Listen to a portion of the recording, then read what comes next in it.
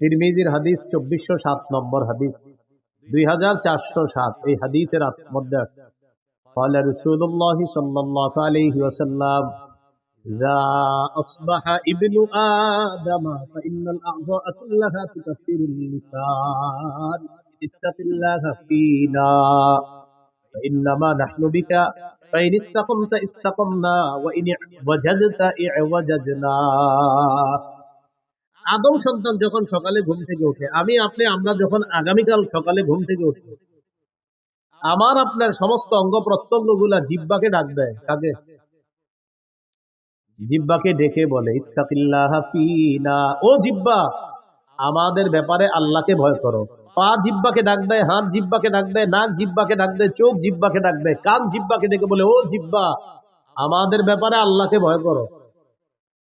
ইন্নামা নাহনু বিকা, কারণ আমরা তোমার মাধ্যমে নিয়ন্ত্রিত। জিহ্বাকে বলে সবাই।